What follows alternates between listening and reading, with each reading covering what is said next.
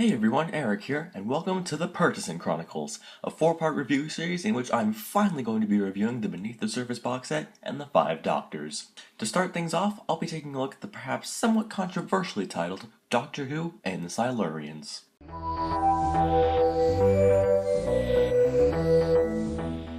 The plot sees the Doctor and Liz summoned to a nuclear research center by the Brigadier to investigate some strange behaviors exhibited by some of the scientists. In doing so, they discover that an ancient race of reptile humanoids has awoken from a 66 million year slumber and aren't too happy with the new owners of the place.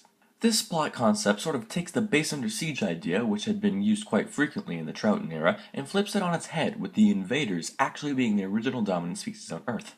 And part of the conflict comes from the conflicting ideas on who should be given primary ownership of the planet, or alternatively, if both species could share it, which, spoiler alert, they are absolutely incapable of doing.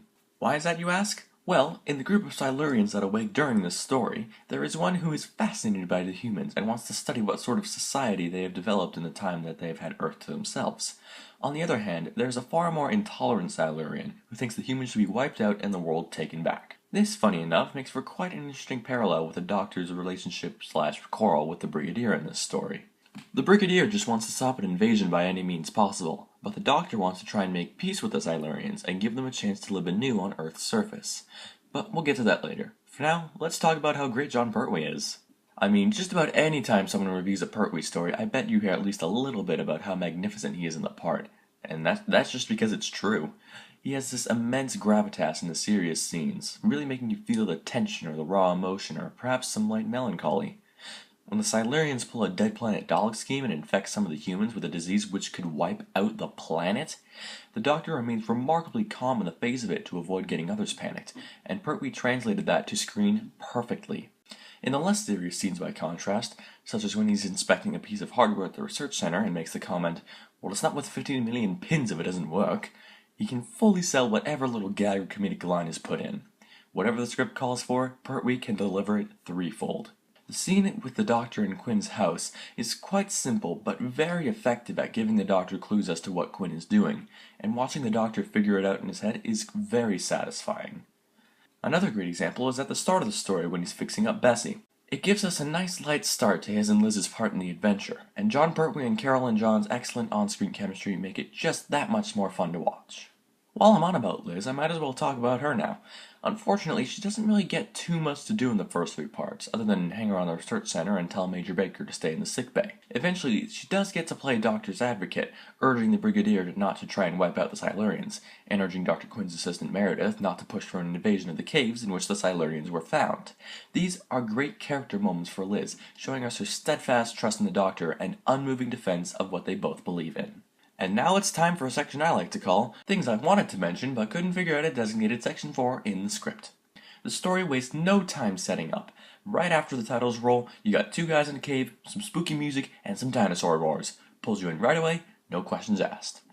I love the gradual pace at which more oddities get discovered at the research center. It's just enough to keep the viewer intrigued without being an overload of questions as to what's going on. I feel like we see the Silurian in a bit too much clarity in episode 2 for it to be truly ambiguous as to what it is anymore.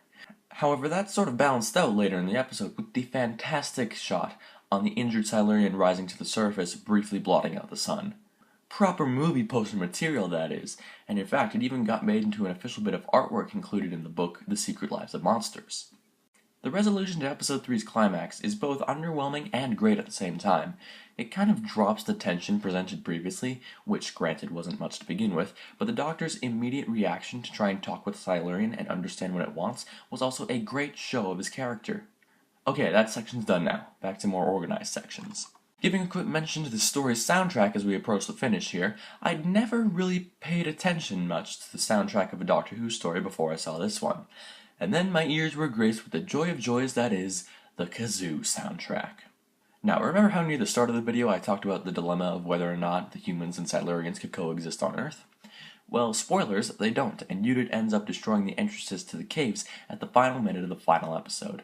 Seeing this, the Doctor gives an amazing monologue about the injustice of it before driving off as the credits roll. Originally, the Doctor was meant to have gone off on a rant to the Brigadier about his actions.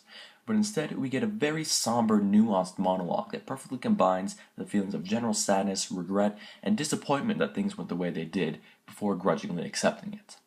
In conclusion, Doctor Who and the Silurians is an excellent character study for the Doctor, and it was a very bold move in my opinion to have a story where he undoubtedly loses, and all his work towards a human-Silurian pact is entirely fruitless. All in all, I give this story 9.5 Pangea globes out of 10.